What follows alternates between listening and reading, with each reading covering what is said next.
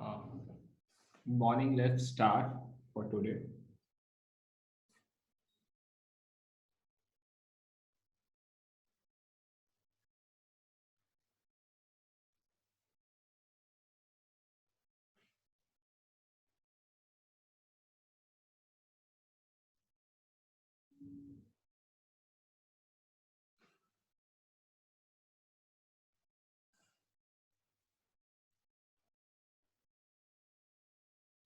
सी कल जो है हम लोग कर रहे थे प्लेट्स के बारे में। थोड़ा सा प्लेट्स का भी आइडिया बाकी है, so I just wanted to continue with it. तो बेसिकली जो मैं डिस्कस करना चाह रहा था, that is connecting the plates.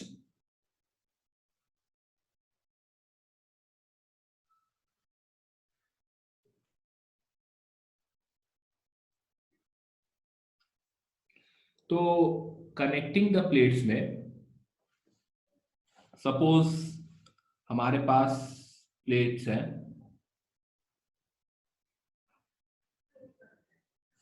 I am giving it as a question. 2d distance है, लेट्स से d डिस्टेंस है। इसे मैंने चार्ज दिया है q, इसे चार्ज दिया है 5q, और इसे चार्ज दिया है -2q सपोज। और मैंने फर्स्ट प्लेट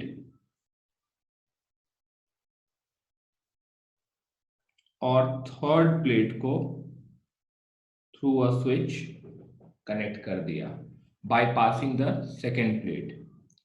क्वेश्चन मेरा यहां पे है, फाइंड द charge distribution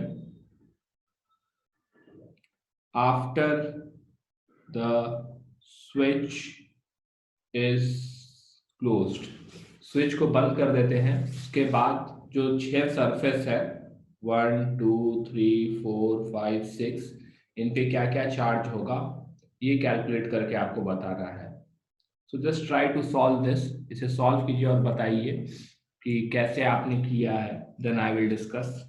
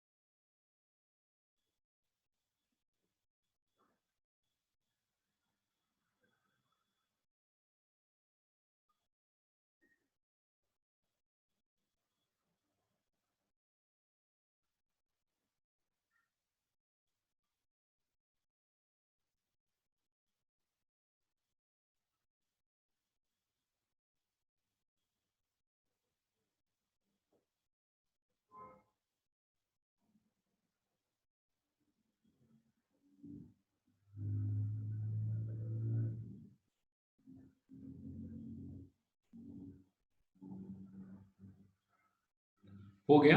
किसी ने सॉल्व किया ये?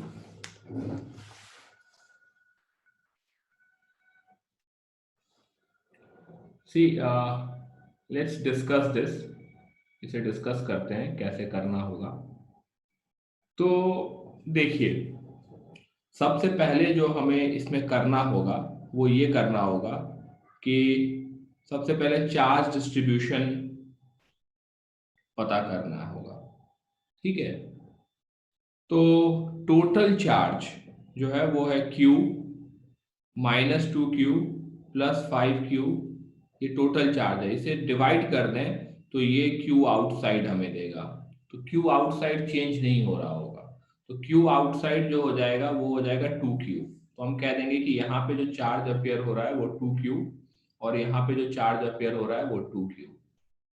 अब टोटल चार्ज जो है वो चेंज हो जा रहा है, तो इनर सरफेस का चार्ज को मैं यहाँ पे x मान ले रहा हूँ। ठीक है, क्योंकि टोटल चार्ज जो सिस्टम को दिया है वो चेंज नहीं हो रहा है, तो आउटर सरफेस वाला चार्ज जो होगा वो चेंज नहीं होगा। लेकिन इनर सरफेस वाला चार्ज चेंज हो जाएगा, क्योंकि टोटल चार्ज जो एक प्लेट पे है वो चेंज हो रहा है। तो यदि ये x माने तो ये -x हो जाएगा। यदि इसे -x लिए और प्लेट नंबर 2 को कहीं पे भी कनेक्ट नहीं किया गया है, तो प्लेट नंबर 2 पे जो टोटल चार्ज होना चाहिए वो हमारा -2Q के बराबर होना चाहिए। तो हम कह सकते हैं कि एक साइड में यदि -x है और दूसरे साइड में y है, तो वो -2Q के बराबर होना चाहिए। तो y जो होगा वो हो जाएगा -2Q प्लस x। तो यहाँ पे इस साइड में यहाँ पे जो चार्ज आएगा that is -2Q plus x। तो यदि यहाँ पे -2Q प्लस एक्स आएगा तो इसके ऑपोजिट साइड में जो चार्ज आना चाहिए वो कितना हो जाएगा, +2Q माइनस एक्स आना चाहिए, क्योंकि इक्वल एंड ऑपोजिट होना चाहिए। तो ये हमारे पास सारे सरफेसेस का चार्ज डिस्ट्रीब्यूशन आ गया नए सिचुएशन में। We have got the charge distribution. अब हमारे पास चार्ज डिस्ट्रीब्यूशन हो गया, तो अब हमें क्या करना होगा? तो अब जो हमें करना होगा वो ये करना होगा कि यदि हम एक पॉइंट लें, लेट्स से एक पॉइंट हमने लिया यहाँ पे पहले प्लेट पे, एक पॉइंट लिया ए और एक पॉइंट हमने लिया तीसरे प्लेट पे, let's call this point as C. तो पहले प्लेट का और तीसरे प्लेट का पोटेंशियल सेम होना चाहिए, बिकॉज दे आर कनेक्टेड। जब भी दो बॉडी को एक वायर से कनेक्ट करते हैं तो उनका पोटेंशियल जो होता है वो जो होगा वो सेम हो जाएगा। लेकिन हमें पता है कि इनफाइनाइट चार्ज डिस्ट्रीब्यूशन के केस में पोटेंशियल कैलकुलेट हम नहीं कर सकते हैं।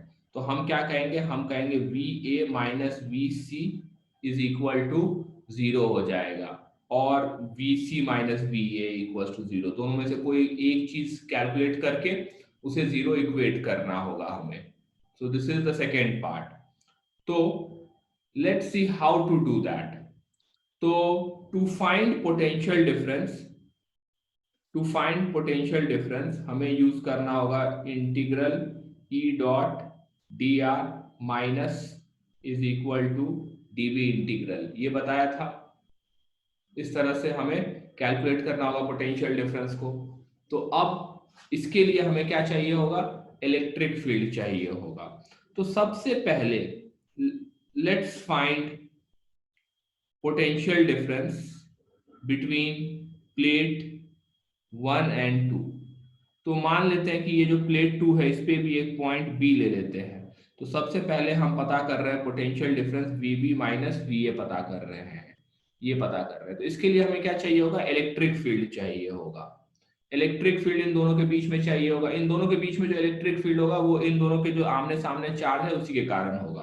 तो इलेक्ट्रिक फील्ड जो होगा यहाँ पे, इलेक्ट्रिक फील्ड वो हम कह सकते हैं कि this will be x by a sigma by 2 epsilon not into twice, क्योंकि दो चार्जेस हैं और वो डायरेक्टेड किधर की तरफ होगा। तो यदि हम x को पॉजिटिव चार्ज ले रहे हैं तो ये बेसिकली डायरेक्टेड होगा अवे फ्रॉम x।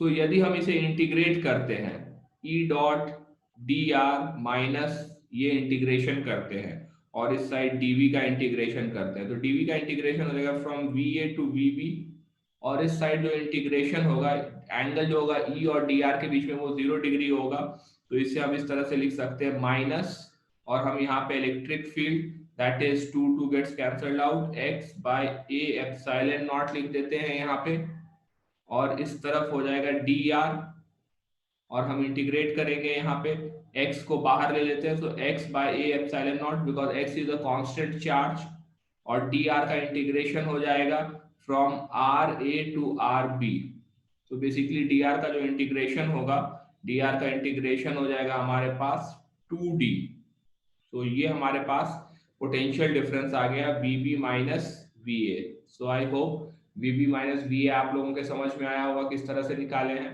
अब हम क्या करेंगे, will find the potential difference, let's find potential difference between plate 2 and 3। सो हम यहाँ पे लिखेंगे dV from VB to VC is minus E dot D R integral, लेकिन इसके लिए हमें अब फिर से electric field between plate 2 and 3 पता करना होगा। सो 2 और 3 के बीच में जो इलेक्ट्रिक फील्ड होगा, let's say I take minus two Q plus X को मैं नेगेटिव ले रहा हूँ, तो यदि minus two Q plus X को नेगेटिव लूंगा, तो बेसिकली हमारे पास जो इलेक्ट्रिक फील्ड होगा वो minus two Q plus x के तरफ डायरेक्टेड होगा। तो मैं यहाँ पे क्या लिखूंगा, I'll write down that this electric field is minus plus charge के कारण निकालेंगे 2q माइनस एक्स बाय ए, और यहाँ पे 2 एप्सिलॉन नॉट कर देंगे, this is the electric field, I will put a minus sign here. अब एंगल क्या हो जाएगा, हम इलेक्ट्रिक फील्ड लेफ्ट की तरफ और राइट की तरफ जा रहे हैं, तो एंगल 180 डिग्री हो जाएगा, तो ये माइनस साइन हटा देंगे, इंटीग्रल डी आर, और कहां से कहां तक, R B to R C, so we get this as 2q minus X 2a epsilon not, और इसके साथ हम यहाँ पे मल्टीप्लाई कर देंगे, d को मल्टीप्लाई कर देंगे, and this will give us vc minus vb। तो बेसिकली vc माइनस va कितना हो जाएगा, vc माइनस va हो जाएगा vc minus vb plus vb minus va। So basically we will be having 2q minus x 2a epsilon naught into d, और इसके साथ हम ऊपर में जो पोटेंशियल डिफरेंस आया है that is minus two x D, minus two x D by A epsilon not, इसे ऐड करेंगे, और bc माइनस va का वैल्यू कितना होना चाहिए, 0 होना चाहिए। अब हम इसे सॉल्व करेंगे, and when we will solve this we will get the value of x, हमारे पास x का वैल्यू आ जाएगा। So I will leave this to you, it's a very lengthy calculation, मतलब काफी लंबा क्वेश्चन था, सो आप एक्सपेक्ट कर सकते हैं कि ये एडवांस टाइप के क्वेश्चन में ही आएगा, ठीक है। एनी प्रॉब्लम इन दिस, किसी को कोई दिक्कत जो मैंने अभी समझाया यहाँ पे कि किस तरह से प्रोसीड करना है। Sir VC minus VB is equal to 2 times नहीं होगा वो इलेक्ट्रिक फील्ड? ओह सॉरी, मैंने यहाँ पे डबल करना भूल गया, थैंक यू, हाँ, thanks a lot.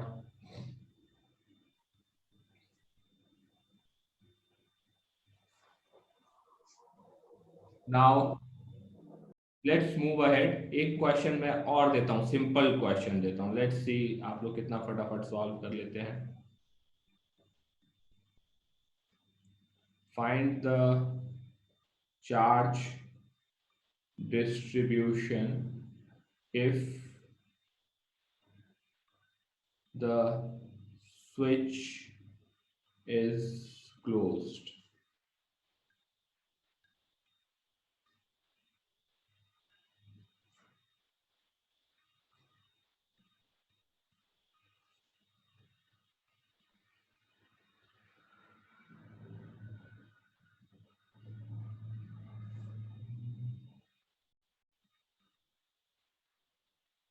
This is very simple, just do it।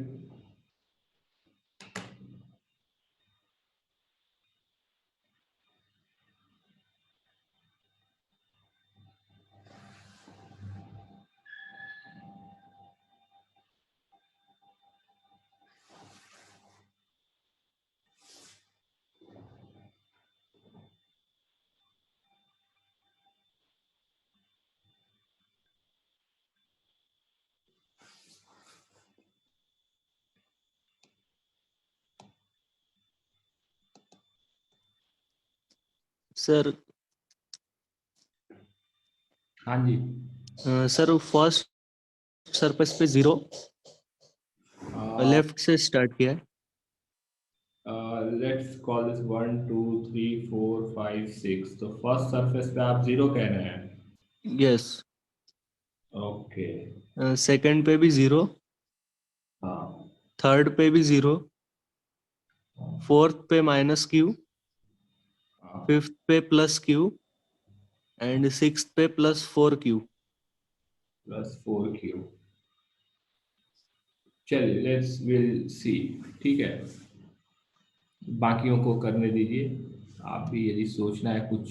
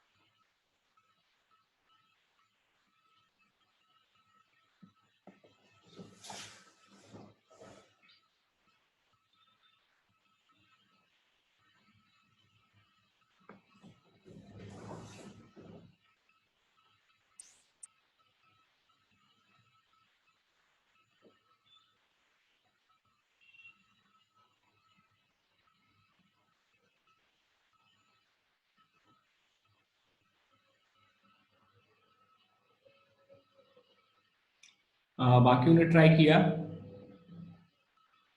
Yes sir. देखिए, अब यहाँ पे क्या है कि दो कंसेक्यूटिव प्लेट को हमने कनेक्ट किया है। सो ये याद रखिए कि whenever two consecutive plates are connected,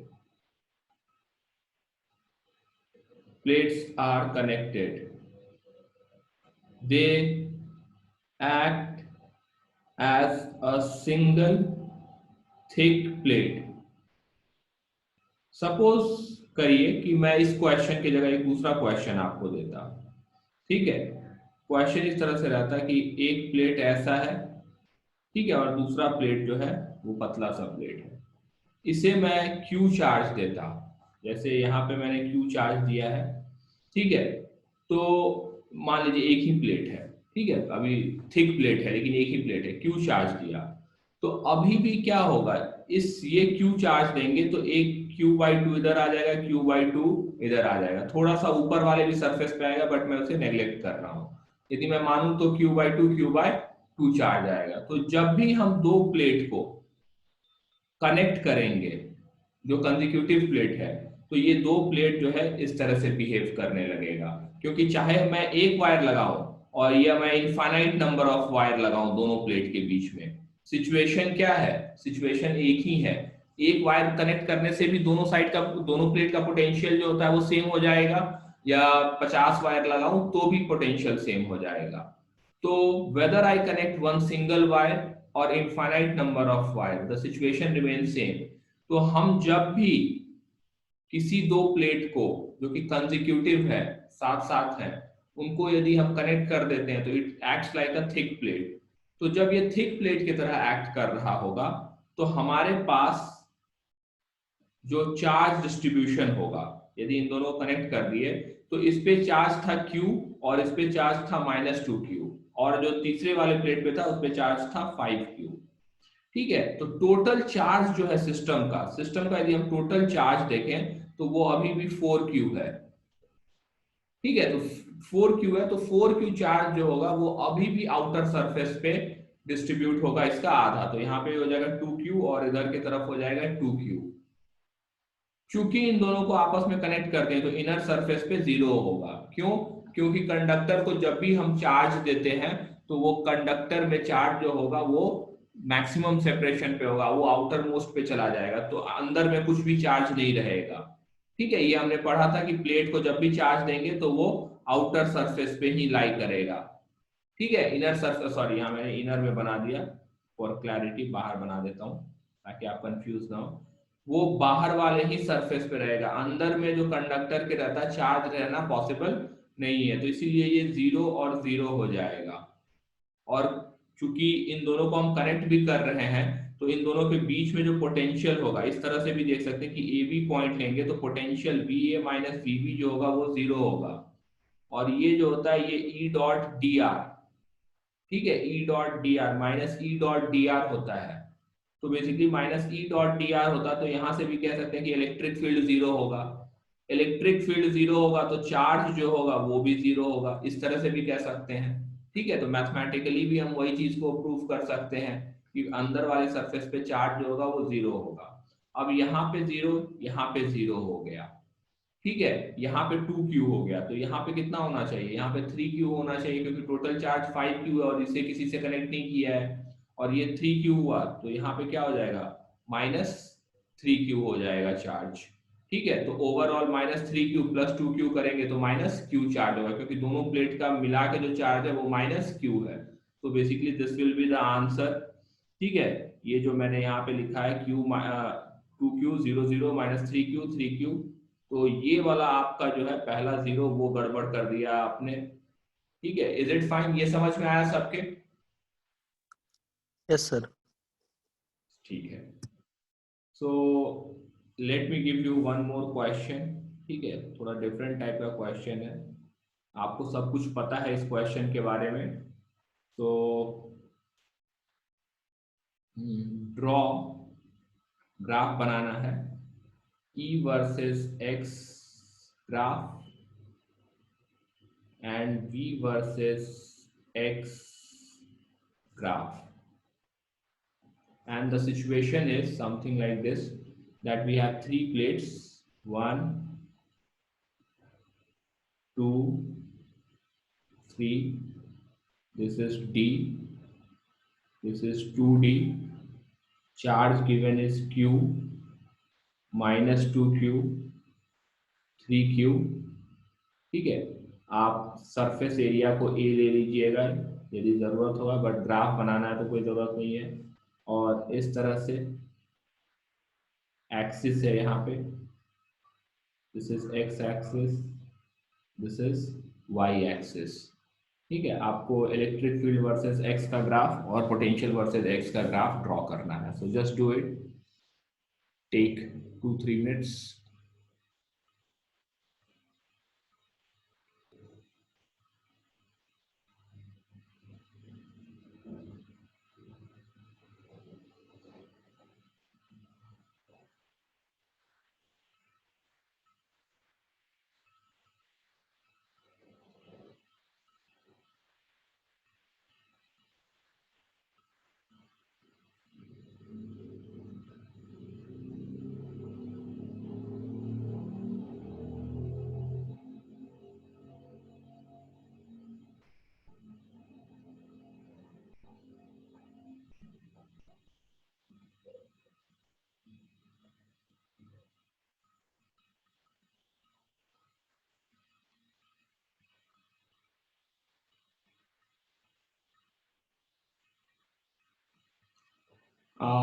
See, one thing I will like to tell you while you are solving this question.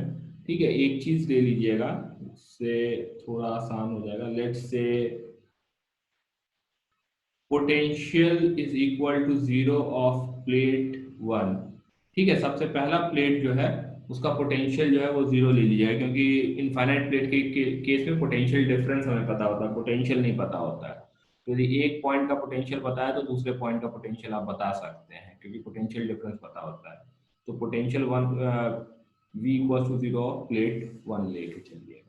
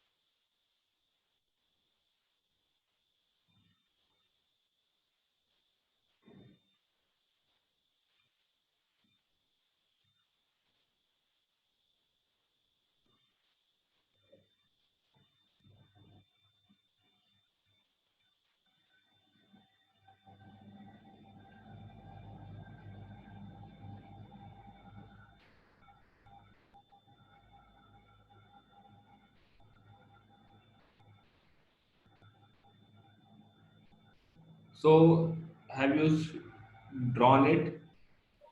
Yes sir. चलिए मैं ड्रॉ करता हूँ इसे। तो सबसे पहले इलेक्ट्रिक फील्ड की बात करते हैं, इलेक्ट्रिक फील्ड के ग्राफ का। तो इलेक्ट्रिक फील्ड का ग्राफ, तो अब कोई भी ग्राफ बनाना है उसके लिए चार्ज डिस्ट्रीब्यूशन पता होना चाहिए। तो यदि हम यहाँ पे टोटल चार्ज देखें तो total charge is 2q, sorry 4q, नहीं 2q, 3q plus q is 4q minus 2q is 2q। यहाँ पे जो चार्ज अपियर हो रहा होगा q अपियर हो रहा होगा। तो इस सरफेस पे जो चार्ज हो जाएगा वो 0 0 हो जाएगा। तो यहाँ पे जो चार्ज होगा ये -2q और 2q हो जाएगा। So I hope this is the charge distribution that you got. अब सपोज करते हैं मैं कुछ पॉइंट्स ले लेता हूँ। लेट्स से मैं पॉइंट्स लेता हूँ A, B, C और D, 4 पॉइंट लेता हूँ। तो इलेक्ट्रिक फील्ड एट A क्या होगा? तो इलेक्ट्रिक फील्ड एट A जो होगा वो बस आउटर मोस्ट चार्ज के कारण होगा। तो इलेक्ट्रिक फील्ड एट A जो होगा वो हो जाएगा Q बाय A। ये हो गया हमारे पास charge distribution divided by 2 epsilon naught into 2. This is the electric field at point A. ये किधर की तरफ डायरेक्टेड होगा? तो पॉजिटिव चार्ज है तो अवे, नेगेटिव डायरेक्शन में डायरेक्टेड होगा। अब हम बात करते हैं इलेक्ट्रिक फील्ड एट बी। तो इलेक्ट्रिक फील्ड एट बी होगा वो हम डायरेक्टली 0 लिख देंगे। क्यों 0 लिख देंगे? क्योंकि 0 चार्ज है सामने। Electric field at C, electric field at C जो होगा वो 2q चार्ज के कारण होगा। तो ये हो जाएगा 2q divided by a upon 2 epsilon not into twice. और ये किधर की तरफ डायरेक्टेड होगा? तो ये -2q की तरफ डायरेक्टेड होगा। अब इलेक्ट्रिक फील्ड एट d, तो इलेक्ट्रिक फील्ड एट d जो होगा वो a के बराबर ही होगा। तो this is 2q by a 2 epsilon not. और ये डायरेक्टेड किधर की तरफ होगा? तो राइट डायरेक्शन में डायरेक्टेड होगा। Now let's draw the graph. इसका ग्राफ बनाते हैं, ठीक है। तो इसका ग्राफ बना रहे हैं। 3 प्लेट्स हैं हमारे पास इस तरह से, और एक्स एक्सिस इस तरह से है, X axis, Y axis, sorry ये उल्टा कह दिया। अब यहाँ पे यदि हम राइट के तरफ, यदि हम जहां पे इलेक्ट्रिक फील्ड एट ए है तो इलेक्ट्रिक फील्ड एट ए लेफ्ट के तरफ है, और ये जो है एक कांस्टेंट है। तो इलेक्ट्रिक फील्ड हमारा इस तरह से हो जाएगा, नेगेटिव डायरेक्शन में है और एक कांस्टेंट है, तो इस तरह से हो गया। फिर इसके आगे क्या होगा? इसके आगे 0 इलेक्ट्रिक फील्ड हो गया। यहाँ पे हमने 0 इलेक्ट्रिक फील्ड बना दिया। फिर इसके आगे ए और बी रीजन हो गया। सी रीजन में आएंगे तो सी रीजन में इलेक्ट्रिक फील्ड होगा तो वो कितना हो जाएगा? तो वो बेसिकली डबल हो जाएगा, जो रीजन ए में था उसका डबल हो जाएगा, बट कांस्टेंट रहेगा। तो ये हमारे पास सी रीजन का आ गया। फिर हम जब सॉरी नेगेटिव साइड में ही रहेगा, this I did a mistake, negative side में ही रहेगा डबल, क्योंकि यहाँ पे डायरेक्शन जो है नेगेटिव साइड में ही है। तो ये इस तरह से हो गया। फिर उसके बाद जब हम डी रीजन में आएंगे तो अब ये पॉजिटिव डायरेक्शन में हो गया, और इलेक्ट्रिक फील्ड का वैल्यू कितना है? जितना ए में था, बट किस डायरेक्शन में है? तो पॉजिटिव डायरेक्शन में है। तो ये इधर की तरफ हो गया। तो ये वाला जो पॉइंट होगा, ये वाला पॉइंट हो जाएगा Q by A epsilon not. ये वाला जो पॉइंट हो जाएगा ये हो जाएगा 2Q bye A epsilon not, और ये जो होगा वो Q by A epsilon not हो जाएगा। सो ये हमारे पास इलेक्ट्रिक फील्ड का ग्राफ हो जाएगा। अब हम इसी के नीचे बनाते हैं पोटेंशियल का ग्राफ, ठीक है। तो अब पोटेंशियल का ग्राफ जब बनाएंगे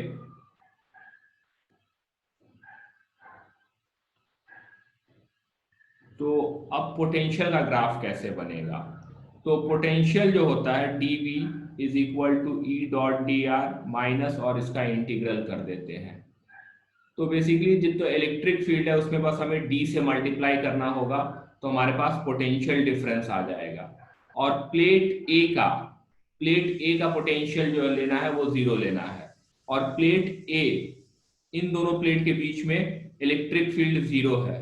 तो बेसिकली बी जो सेकेंड प्लेट पे पहुंचेंगे तो वहां तक इलेक्ट्रिक फील्ड 0 रहेगा, और पहले वाले प्लेट का पोटेंशियल 0 है तो दूसरे वाले भी प्लेट का पोटेंशियल 0 होगा, क्योंकि इलेक्ट्रिक फील्ड 0 है। ठीक है, तो बेसिकली जो हमारा ग्राफ होगा, ग्राफ में यदि हम बनाना शुरू करेंगे तो हमारे पास ग्राफ इस तरह से हो जाएगा यहाँ पे, और इसके लेफ्ट में जो ग्राफ होगा, इसके लेफ्ट का ग्राफ पोटेंशियल, इलेक्ट्रिक फील्ड के डायरेक्शन में पोटेंशियल डिक्रीज होता है। तो बेसिकली ये इस तरह का ग्राफ हो जाएगा, पोटेंशियल डिक्रीज हो रहा होगा, क्योंकि इलेक्ट्रिक फील्ड लेफ्ट की तरफ है, तो लेफ्ट की तरफ जैसे जैसे मूव करेंगे पोटेंशियल डिक्रीज हो रहा होगा। तो इस तरह से ग्राफ हो गया।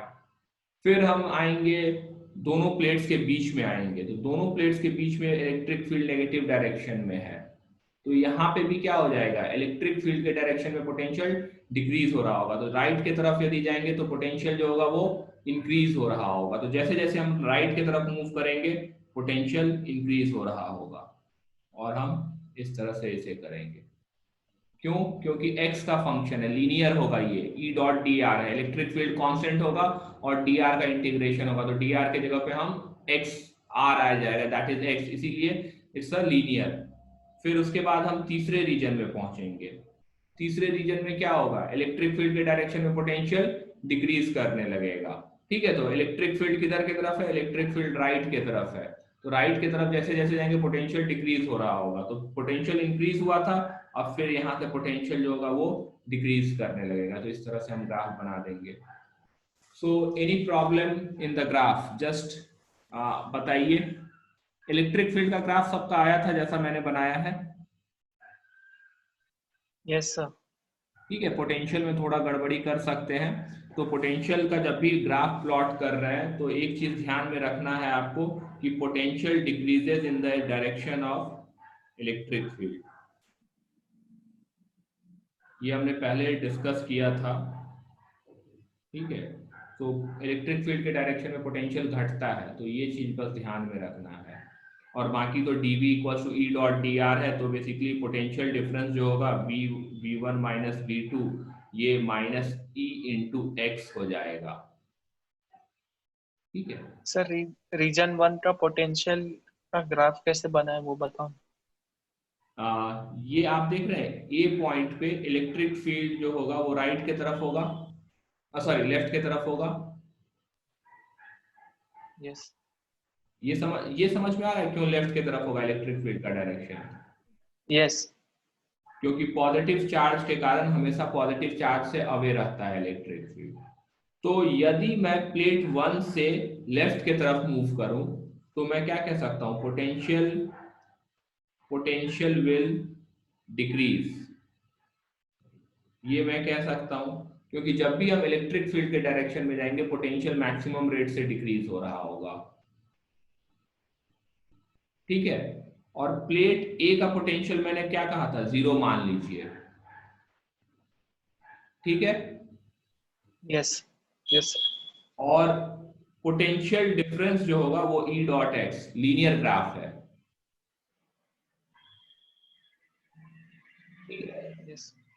तो यहाँ पे बस मैं इस तरह से मॉड ले लेता हूँ, just to make you understand the shape, कि शेप जो होगा ये लीनियर शेप का ग्राफ होगा, स्ट्रेट लाइन होगा। तो प्लेट 1 का पोटेंशियल 0, स्ट्रेट लाइन ग्राफ है।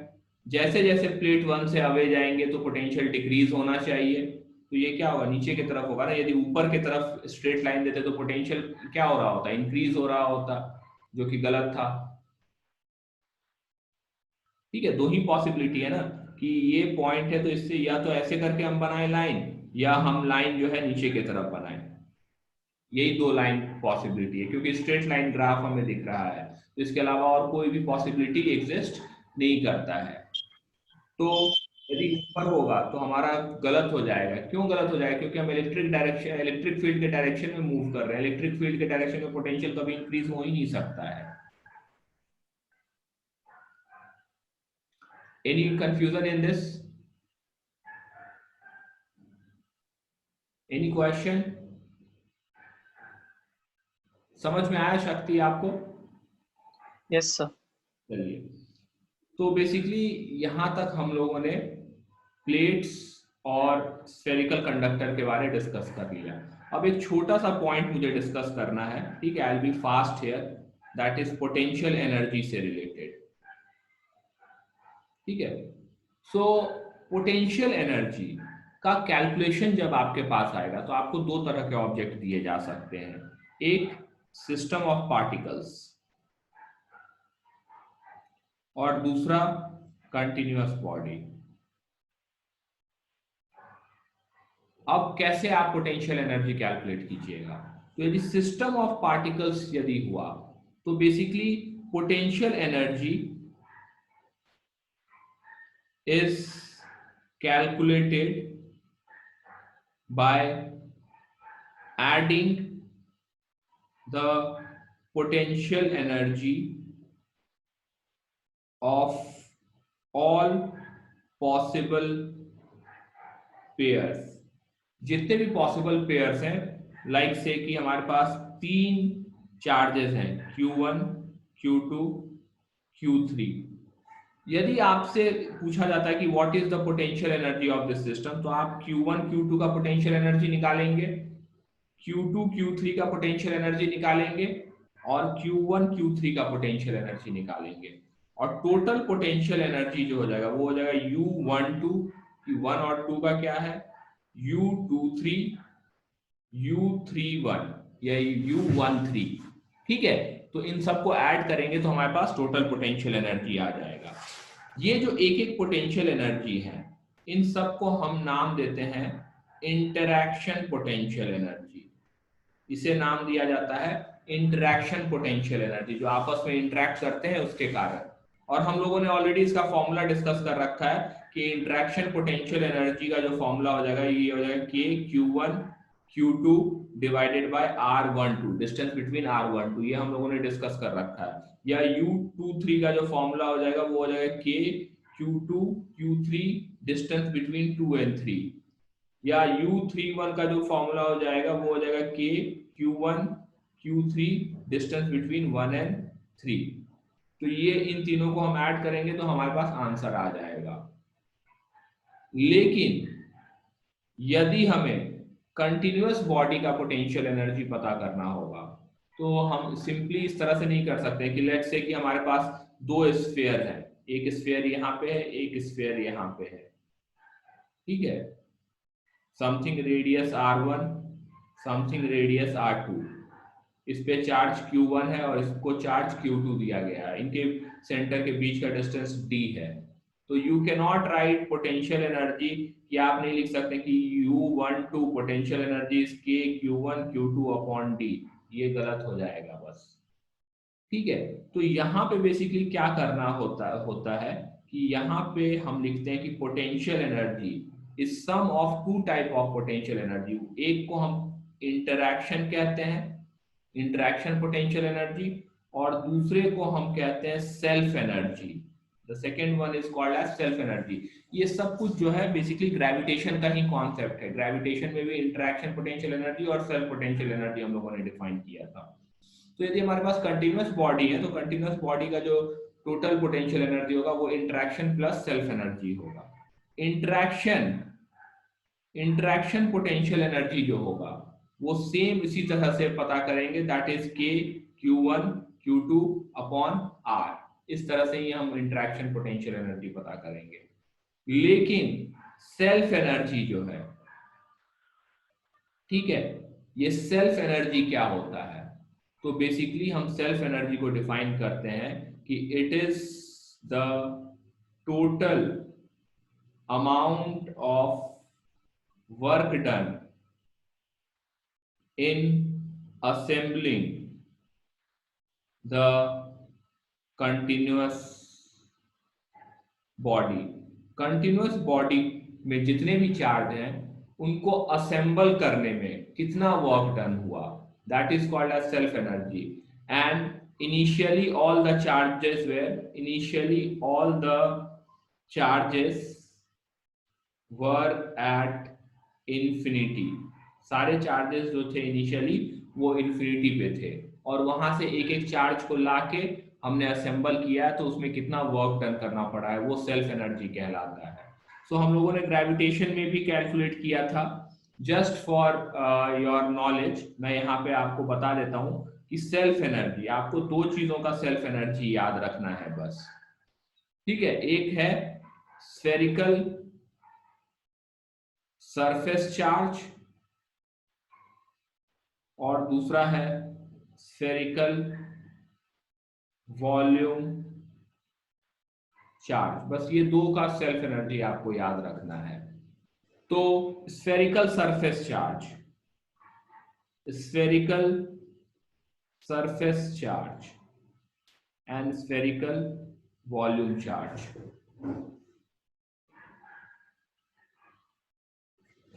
स्फेरिकल सरफेस चार्ज का मतलब हो गया कि हमारे पास एक स्फीयर है और उसके बस आउटर सरफेस पे चार्ज डिस्ट्रीब्यूटेड है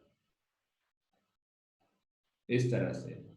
और स्फेरिकल वॉल्यूम चार्ज का मतलब हो गया कि एक स्फीयर है और उसके पूरे वॉल्यूम में ही चार्ज प्रेजेंट है, अंदर से लेके बाहर तक चार्ज प्रेजेंट है एवरीवेयर।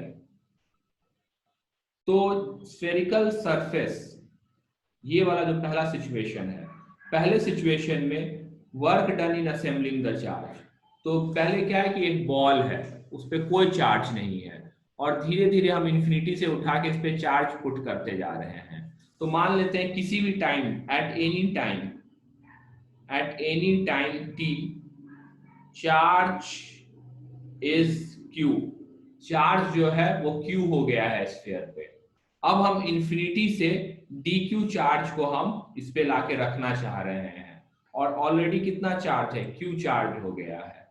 तो बेसिकली इसका जो पोटेंशियल होगा, इस स्फीयर के कारण किसी भी पॉइंट पे पोटेंशियल होगा, वो हो जाएगा KQ/R हो जाएगा। सो वर्क डन dW ये हो जाएगा dq इंटू पोटेंशियल, कि यदि मैं dq चार्ज को इन्फिनिटी से ला रहा हूं तो उसे कितने पोटेंशियल के अक्रॉस लाना पड़ेगा, तो v पोटेंशियल के अक्रॉस लाना पड़ेगा, ठीक है। सो बेसिकली यदि हम इसे इंटीग्रेट कर देंगे तो वर्क डन आ जाएगा। तो ये हो जाएगा dq, पोटेंशियल हो जाएगा KQ/R हो जाएगा, ठीक है।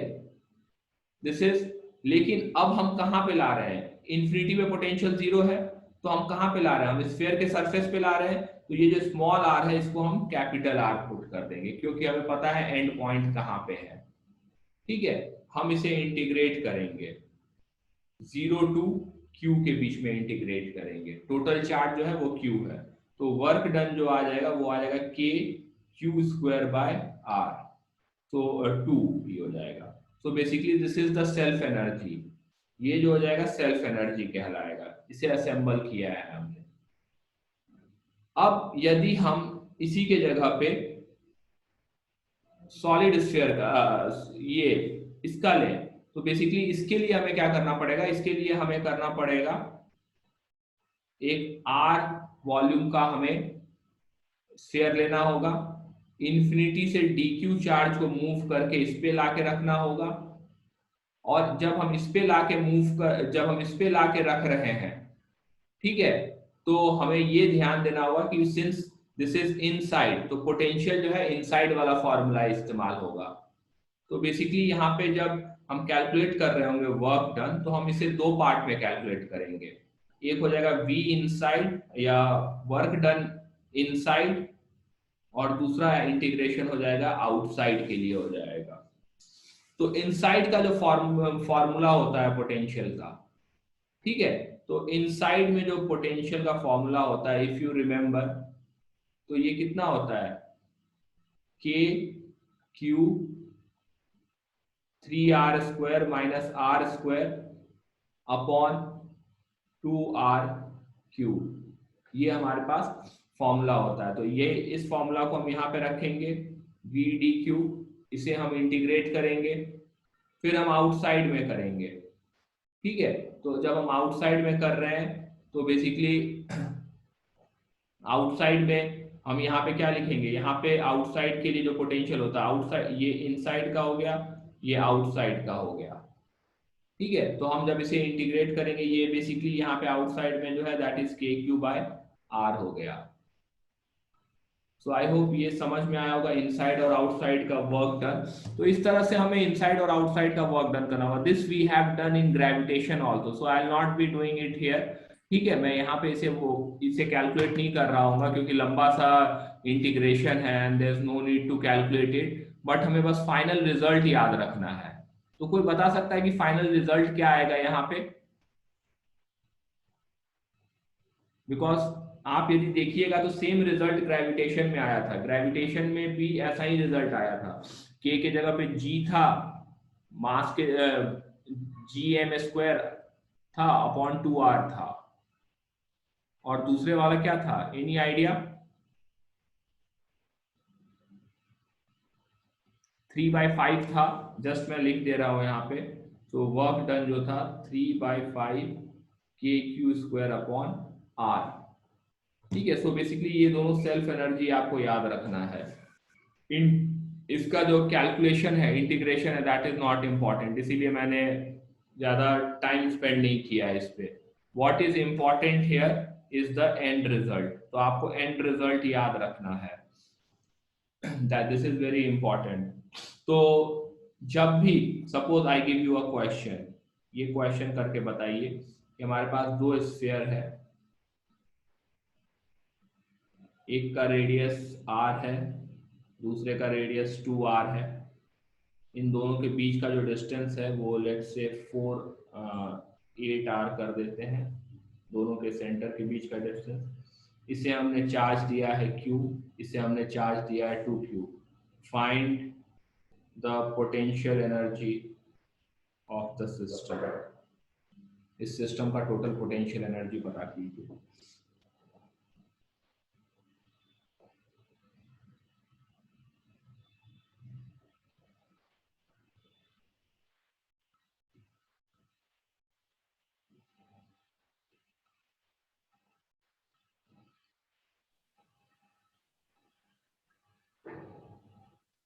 सर हॉलो है ना?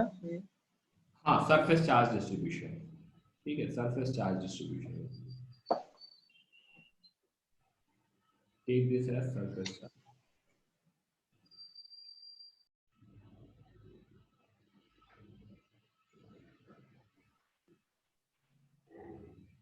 सर एक बार ऊपर का दिखाओ ना।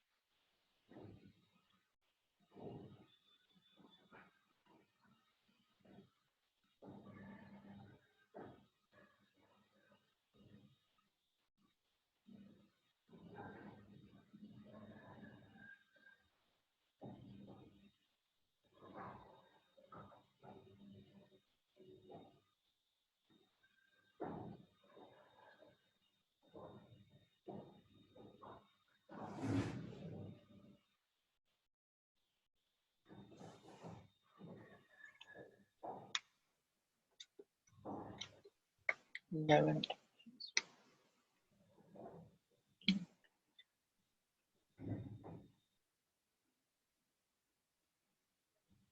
हो गया ये?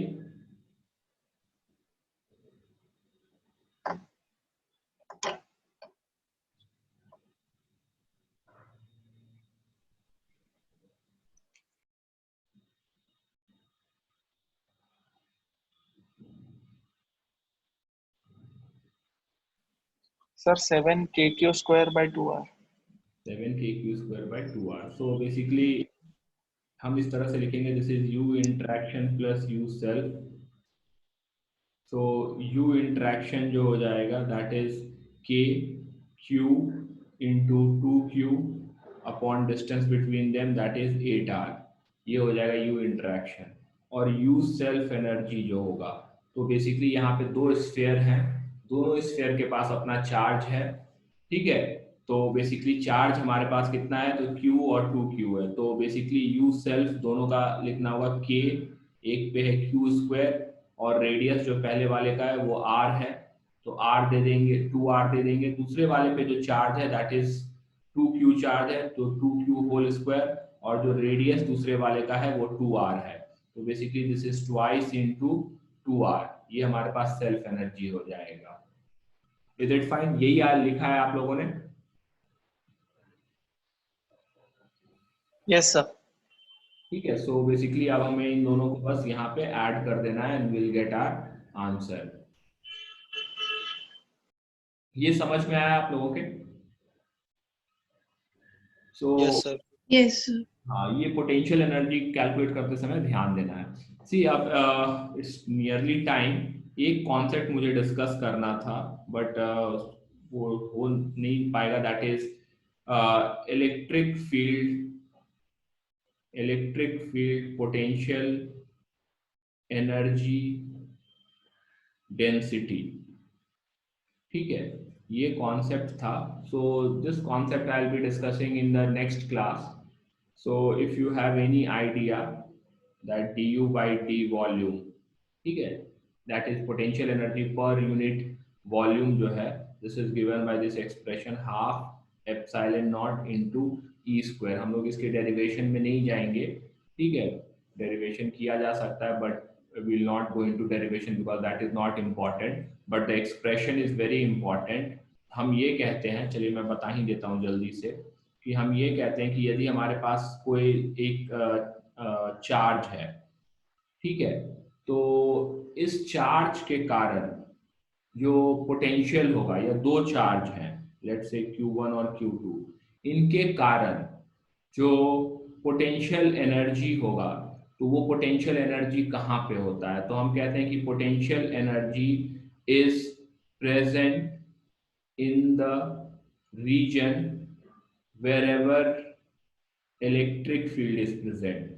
तो ये जो इलेक्ट्रिक फील्ड है, ये इलेक्ट्रिक फील्ड ही पोटेंशियल एनर्जी को स्टोर करके रखता है। बिकॉज स्प्रिंग में तो हमें पता है कि स्प्रिंग कंप्रेस्ड है या इलोंगेटेड है, तो दिख रहा होता है वहां पोटेंशियल एनर्जी। लेकिन जब हमसे पूछा जाता है कि ये जो ये कंजर्वेटिव फोर्सेस जो होते हैं, जो कि नॉन कॉन्टैक्ट फोर्सेस होते हैं, ग्रेविटेशन, इलेक्ट्रिक, मैग्नेटिक, इनका पोटेंशियल एनर्जी कहाँ पे स्टोर होता है? तो हम कहते हैं कि इनका पोटेंशियल एनर्जी जो होता है इनके फील्ड में स्टोर होता है। तो उस फील्ड में पोटेंशियल एनर्जी का जो डेंसिटी है that is half epsilon not into E square हो जाता है। So if you can remember this expression, this is a very helpful expression. थोड़ा सा इसका पार्ट है जो नेक्स्ट क्लास हम लोग डिस्कस करेंगे, ठीक है, 5 मिनट का पार्ट है। तो before starting with electric field, just remind me, I have to discuss something 5 to 10 minutes about this electric field potential energy density। अभी बस ये याद रखिए for today that this is the amount of energy per unit volume in the region around the charges wherever electric field is present। So let's end this class. Next class start with current electricity। Thank you। Sir एक doubt पूछना था sir. बोलिए। Sir gravitation में हम जब potential calculate करते थे तो सब नेगेटिव आती थी पोटेंशियल, हाँ, और तो यहाँ पे पॉजिटिव नहीं, यहाँ पे चार्जेस पे डिपेंड करता है। यदि हमारे पास Q और Q चार्ज हुआ तो पोटेंशियल जो हो जाएगा एनर्जी, ठीक है, या पोटेंशियल बस एक चार्ज लेते हैं तो KQ बाय R हो जाएगा। लेकिन हम वही माइनस चार्ज लेंगे तो पोटेंशियल हो जाएगा K minus Q by R। ठीक है, तो ये डिपेंड करता है प्लस चार्ज है या माइनस चार्ज है। सर तो वो EDR जब माइनस इंटीग्रेशन ऑफ EDR करते तो जब उसमें cos थीटा की वैल्यू आती है तो वो अफेक्ट करती है ना, तो वो कैसे निकालते वो नहीं समझता है।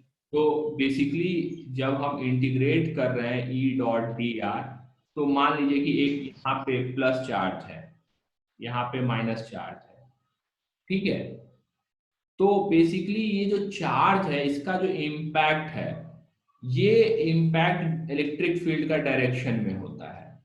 तो अब इलेक्ट्रिक फील्ड यहाँ पे इधर की तरफ होगा, मान लेते इसे 1 कह देते, इसे 2 कह देते, तो 1 का इलेक्ट्रिक फील्ड जो होगा इधर की तरफ होगा, क्यों? क्योंकि ये प्लस चार्ज हमेशा प्लस चार्ज से अवे रहता है। और माइनस क्यू है इधर, माइनस क्यू के कारण इस पॉइंट पे जो इलेक्ट्रिक फील्ड होगा वो राइट के तरफ ही होगा, क्योंकि इलेक्ट्रिक फील्ड माइनस चार्ज के कारण चार्ज के तरफ होता है। Electric field due to a minus charge is towards the charge, electric field due to a plus charge is away from the charge. तो बेसिकली यहाँ पे टोटल इलेक्ट्रिक फील्ड होगा वो E1 प्लस E2 हो जाएगा, और वो किधर की तरफ होगा? वो लेफ्ट के तरफ होगा, ठीक है, सॉरी लेफ्ट कह रहे हैं, बार बार राइट के तरफ होगा। तो अब E डॉट डी आर आप इंटीग्रेशन करना स्टार्ट करते हैं। इलेक्ट्रिक फील्ड किधर की तरफ जा रहा है? राइट की तरफ जा रहा है। आप यदि इस पॉइंट से A से B के तरफ इंटीग्रेट कर रहे हैं, तो बेसिकली इंटीग्रेट जब कर रहे हैं E डॉट डी आर, तो आपने एक छोटा सा dr लिया एट अ डिस्टेंस r। तो बेसिकली r और इलेक्ट्रिक फील्ड दोनों का डायरेक्शन क्या है? सेम है, ठीक है। तो जब आप इंटीग्रेट करेंगे यहाँ पे, तो इन दोनों के बीच में एंगल 0 लेंगे। वही मान लीजिए कि इलेक्ट्रिक फील्ड ऑपोजिट डायरेक्शन में आ जाता, लेकिन आप ए पी पॉइंट लिए हैं और आप इधर की तरफ इंटीग्रेट कर रहे हैं, तो आर ऑपोजिट डायरेक्शन में हो जाएगा। आप ए से बी की तरफ चल के जा रहे हैं, तो अब यहाँ पे थीटा क्या लेना होगा? 180 डिग्री। यहाँ पे थीटा क्या लेना होगा? 0 डिग्री लेना होगा। तो आपको ये देखना है कि आप इंटीग्रेट किधर से किधर कर रहे हैं। Is it fine? यदि basically dv is equal to minus E dot D R होता है, यदि मैं यहाँ पे va से bb लिख रहा हूं, तो यहाँ पे मुझे क्या लिखना पड़ेगा? ra से rb लिखना पड़ेगा। तो बेसिकली मैं ये सर, कह, हाँ जी सर दोनों पॉजिटिव होते थे तो इलेक्ट्रिक फील्ड एक लेफ्ट होती थी एक राइट होती थी डायरेक्शन। समझा नहीं क्या क्या? चलिए अगर तो नेक्स्ट क्लास में डिस्कस करते हैं, अभी मेरी एक और क्लास है, ठीक है, तो नेक्स्ट क्लास में। चलिए, थैंक यू।